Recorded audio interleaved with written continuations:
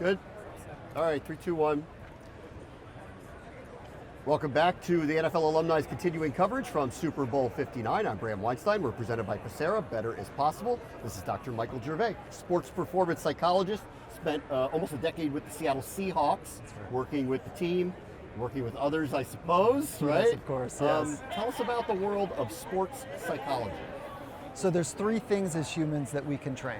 You can train your craft, and this is where athletes spend most of their time early days. You can train your body, and you can train your mind. And what I've learned over the last 20 years working with world's best is that the best of the best of the best are not leaving any of those up to chance. They're deeply invested in training craft, body, and mind. And so as a sports psychologist, the thing that I spend most of my time thinking about is what is the right type of investment on the inner life so that we get to live the life that we want, independent of the circumstances, independent of the conditions, that we get to show up fully to be our very best on a consistent basis. And now is the time. Now is the time because the world feels like it's rudderless, it's topsy-turvy, it's upside down, and now is the time that people are demanding a better way of living. Why do you think that is? Social media, access to information, why do you think it's more topsy-turvy than it ever has been? I think it's a lot of things. I think social media has been an accelerant of information, and we don't know necessarily if that information is accurate or not. And so antennas are up, and what that really means when antennas are up is that we're a bit anxious. So we have to be on our toes to make sure that we're not being duped, we're not being taken advantage of, and that's why we're seeing a radical fall in belief in traditional institutions. So anxiety is high, depression is an all-time high over the last 100 years, and so we're seeing some real psychological conditions that are showing up for people. And what we've learned in elite sport is that it's a concept called front loading. When you front load your training, you're better able to serve the demands of the moment. So we front load physical training, we front load technical skills training. In football, it's from Tuesday or Wednesday through Saturday, so that we can be about it on Sunday. The same holds true in life. We need to train our mental skills ahead of time so that when we don't find ourselves like running through the rapids or swimming through the rapids of life just getting pulled around, but we can be grounded and clear and creative and calm and connected. Yep. And that takes psychological skills training. But what if there isn't a game that you're aiming toward? We're all in a game. Right. We're all in a game. You could front load that practice Tuesday, Wednesday, Thursday, but Sunday's kickoff is at 1 o'clock. That's right. What about the rest of us where there is no Sunday 1 o'clock that's exactly that moment? So what that 1 o'clock game holds for us is we're readying for something. And once you're out of sport, let's say the NFL, what's nice about being inside of a system that has a clear structure and a clear purpose is that they, meaning the athletes and coaches, get to learn about how to ready and prepare themselves for the moment.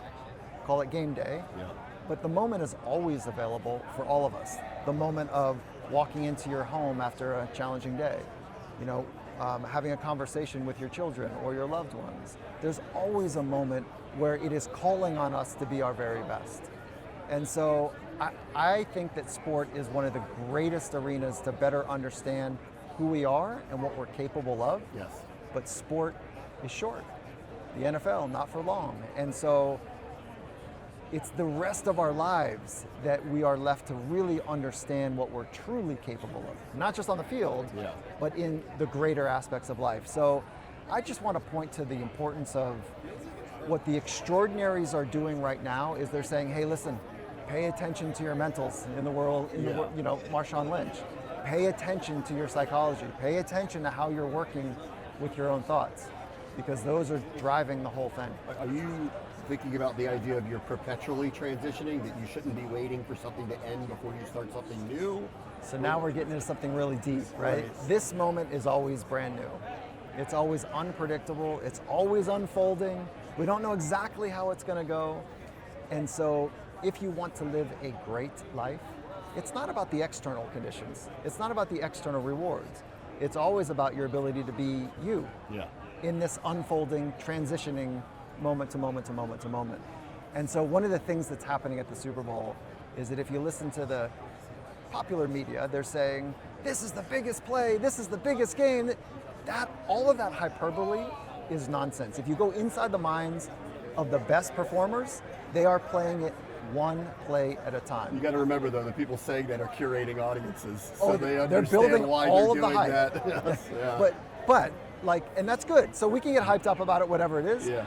But if you really want to understand how the greats work, Yeah. they are extraordinary at living in the present moment, That's right. one play at a time. And that happens after ball as well. Let me just lean in because we speak directly to the NFL alumni. You had experience working with NFL players for a long period of time. What do you say to them post-career about getting their life in a place where it makes them happy, fulfilled, etc.? We start early.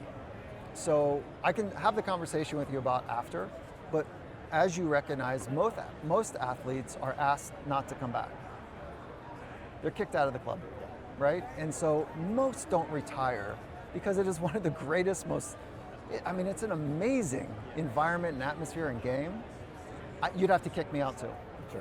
And so we want to start that conversation well ahead of time. We want to understand or start to nurse these ideas. What is your purpose? What do you think your purpose in life is? Everybody knows it's not to play ball forever. So what is your grand, big purpose? And most people, in fairness, they don't know what it is early on. Yeah. So we just start to hydrate that conversation over time. So that's one of them. The second is, let's be really clear about how you manage stress. So elite athletes are great at working with stress, but maybe don't know how to translate that into the stress of regular or everyday living. So we want to be clear on those two things. What is your purpose? How do you manage stress? And then the third one is community. Who's your team? Who's your tribe? Who are the people that you can support and challenge, and they in return can support and challenge you? And so if we get those three things in place, Yeah. we're on the right track. Now, once the transition's already happened, and it feels like they've kind of slid over the Niagara Falls, if you will, or they're just kind of wandering in the wilderness of whatever, like, it is harder, but where do we start? Those same things. What's your purpose? Let's go back to the big rocks. Let's talk about how psychologically you're dealing well with stress, and then who are your people? What's the community that you want to be part of? Is there some resources you want to share? Yeah, for sure. One of them is the Finding Mastery podcast, where we've sat and had over 550 conversations with world's best about how they're doing just that. Yeah. And so I would point there, and then, I'd be remiss to not point to the importance of go find a psychologist, go get with somebody. And if you can't get with a psychologist for whatever reasons, go find the local wise person and sit with them. Yes. So there's three ways that we want to help people be their very best. Conversation with people of wisdom, journaling, and meditation. Those would be the three practices, if you will, to get someone started. It's a pleasure meeting you. Thank you so much for coming on with Oh, us today. I really appreciate it. Thank you. Thank you.